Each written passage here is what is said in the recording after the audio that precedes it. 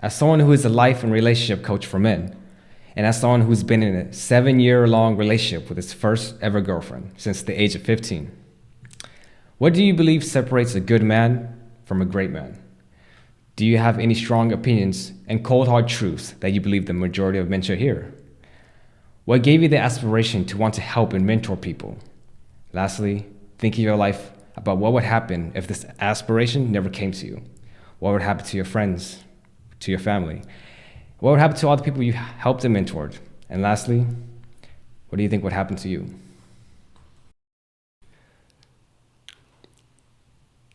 Dang, that was very, very good. That was really, really deep. I know I came to the right man for this. The first question you asked was, what separates a good man from a great man? That's a very good question because I think all men are good men. I don't believe that any of us are born evil or born bad. It's not something I believe in. It's not real.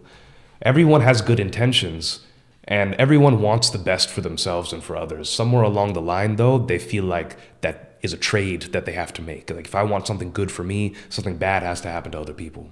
Or vice versa. If something good has to happen for others, something bad has had to happen for me. Now that is a real life struggle that all of us men, everybody goes through, men, women, it doesn't matter. But what separates a good man, which is I'll define as a man who has good intentions and wants to do good, from a great man, is that the great man actually is actualizing on his potential to be a good man. There's one thing to think about it, there's one thing to want to do it, talk about it, but to actually do it and make your life a reflection of that being a good man who does good things, who has good principles, who abstains from things that good men abstain from, that's what makes you a great man. Everybody's called to be different. Everybody's called to have a different purpose in life. But when you figure out who you are and what you want and how it feels to be that man, that's when I feel like you can actually go on the pursuit of being a great person. Everyone's good. Everybody wants good. Not everybody is good, and not everybody is actually doing what they say and actually is being that way. And you know what? Neither am I. I'll say that. I'm not always good. I don't always make good decisions. I don't always treat my girl correctly. I don't always treat myself correctly. Not always disciplined. And that makes me feel like a bitch in a lot of ways. Maybe we'll edit that out. I don't know. But that makes me feel very weak in lots and lots of ways. And I think if you want to be a great man, you have to know that it's going to be a journey of being a bad man and being a good man and oscillating between that rhythm so that you can eventually arrive not at a place, because nobody actually gets there. You don't just become a great man and that's it. Being a great man is a mentality and it's an orientation to life. So I think when you live your life with the outlook of knowing that you will fail, knowing that you will make mistakes, and knowing that you have a good heart and you are going to do better, then you actually do better. That makes you a great man. Nobody is going to be able to be free from the pains and struggles and the temptations that life is going to give us. The thing is, the bad men, quote unquote bad men, are just people that couldn't hold themselves or they decided not to hold themselves to a higher standard. And that's all of us. So the pursuit of greatness is what makes you a great man. You don't become great. It's not a title. It's not somewhere you get. It's a pursuit. So I think if you can be real with yourself about where you are in your journey and you are dedicated and committed to the pursuit forever, because that is who you are, that makes you a great man. I think so. Yeah, I think that's it. I did forget the other question though. Do you have any strong opinions or cold hard truths that you believe the majority of men should hear? Yes. Number one, men and women are different. Men and women are equally important, but they serve different roles. And as a man, your role is going to be dominantly to protect your woman, to protect your family from physical threats, from emotional threats, and from spiritual threats, and to protect yourself and your people that you love, and to provide an outway or a through way to be able to live life, to express themselves, and then to be free and be happy.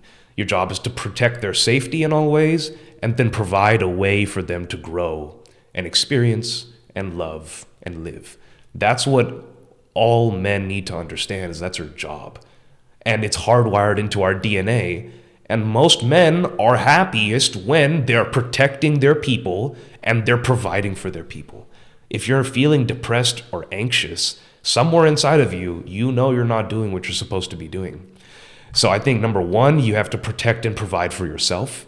And then you have to protect and provide for the people that you love, namely your woman and your kids and your family. And hopefully that can extend out to your friends, maybe to your business that you run, or to the people that are in the community, whatever it is. And when men are playing their role like that, they're the most happy. I saw a post on Instagram where they said that men are happiest when they're building shit. You know, building businesses, building muscles, building a relationship, building a house, building, right? Men are doers. But another truth that's coming up right now is that in order to be a good doer and a good action taker, you have to be a good steward of patience and of not doing things. You must be able to control your desires and control your behaviors and restrict activities. Restrict yourself from following certain desires and certain impulses so that you can be really sharp at doing the thing that you want to do. So life is just as much about doing things, it's also about not doing things. So those are some key principles right there, that men are protectors and providers. That doesn't mean that we're not emotional. That doesn't mean we don't care about things. Doesn't mean we're not soft. That doesn't mean we're not feminine in certain ways. But as a man, you're biologically masculine. So that is your prerogative. And your energies are going to be dominantly masculine. I'm a pretty feminine dude, but I am grounded in my masculinity primarily, and I have to honor that as my role. And then do your thing. And also, when you're trying to do well, remember that you also need to practice stopping. You can't just be on go mode all the time. If you want to excel in life, you have to build a proper foundation. And if all you're trying to do is act, build, then you're also not going to be able to be fulfilled, and you're not going to be able to do it for the long run. There's too many men that throw all of their energy into developing themselves or building a business or making money or whatever, but they don't stop and actually examine where they are within themselves. What is your relationship to yourself? How do you feel right now? What are you doing all of this for? So you have to be able to come from that place and perspective before you actually embark on your journey. And I would say making sure you check in with yourself often, that you're doing the things that you care about, you're properly nourished from within, and you're actually moving in alignment with what you care about and your purpose. Otherwise, you will suffer massively. You're always going to suffer anyways, but you'll suffer a lot more when you're not doing what you're supposed to do, and you know you're not in alignment with what you need. Sorry, what was the next question? What gave you the aspiration want to helping people and mentor people? So there's this saying that goes, when the student is ready, the master will appear. However, that led me to think of something else, that the best student becomes the best master. And I think that I'm obsessed with being a student. I'm obsessed with being somebody who understands things and somebody who cares about why things work, why people are the way that they are, how the universe works. That is my outlook on life. It's not something that I can turn off, actually. It's not something that I can change about myself. I've tried to. The one thing that I cannot turn off about myself is that I'm obsessed with learning and obsessed with knowing how things work of any sort. That's how my brain breaks things down. I don't care if it's the color of paint, on the wall, or like the flavor of an ice cream, or, how reality was created in the mind of God. And then here we are, whatever it is, big or small, I want to know how things work. And because of that, I just attracted those kinds of information. That is my outlook on life. So that is what I perceived. When I look out into the world, I saw that. I decided to learn more. And as I learned more, I became more curious. And I kept learning. It's a cycle that repeats. But at some point, you start to realize that you can only continue learning if you also teach what you know. You've heard that like the final step of learning is teaching. That's because teaching allows you to solidify and articulate what you actually know. If you're just learning, but you're not doing anything with it, or if you're not passing it on, you're not truly learning because you're not embodying what you teach. You're not embodying the new information, rather. So when you become the embodiment of what you learn, that's when you have fully learned it. It is now a part of you. And that is when you will have students. You will have teachers, or rather, you will play the role of a teacher. That's the last step of learning. So I think that I can't not be a teacher and help people. I have no choice. It's not possible. Because I am a learner and I care about what I'm learning sincerely, I must teach other people as a faculty of that learning. And I think that's my purpose, is to learn as much as I can and then teach it to other people. All right. Lastly, think of your life about what would happen if this aspiration never came to you. What would it affect your friends, your family? What would happen to all the people you've helped and mentor? And most importantly, what do you think would happen to you? Well, if I never had this aspiration, I would not be me. Quite simply. I would not be who I am because I am only what I am because of that outlook in life. Of course, I have plenty of different parts to me, but my soul's core, my soul essence is to be that learner and then the understander and then the teacher. That's why on Instagram and everywhere my handle is The Great Connector, because that's my job. That's my role. That is who I am at my core. And if I didn't have that, I wouldn't have the people in my life that respect me and love me for me, because I wouldn't be me anymore. I wouldn't have my girlfriend, who will soon be my wife. I wouldn't have her in my life because she wouldn't have fell in love with me, because me is different. I would not be me. I don't even know what it would be like if I wasn't myself. Thankfully, I was able to understand and be aware of what I cared about early on in life.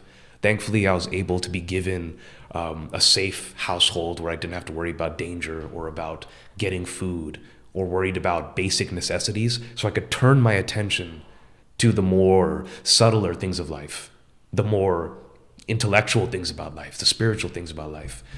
I got the opportunity to do that. So maybe what if I was raised in a family where I didn't have that? Maybe an abusive family, lots of danger. Maybe it wasn't safe for me to walk outside. Maybe I didn't go to good schools, whatever. Maybe I didn't have enough money to pursue my passions. If I wasn't me, and if I didn't have the ability to do what I did and to think how I think, I don't exist. All of us are only us because of that essence, because of that purpose. Otherwise, we're just bags of meat. You know, the only difference between a human and an animal is that we have the capacity for meaning. You know, human beings are the only species that we can know of right now that has a capacity for meaning and objective truth. You know, the animals, they don't think in good or bad. They think of instinct. They think of programs, biology. You know, animals have emotion too, but they don't have the capacity to intellectualize meaning and to connect with things like that on a deeper level. So if I didn't have my meaning, I'm nothing. I don't have anything. And I don't think anybody else is either. I think that's just how it goes. Oh, is that over? Okay. Bloopies.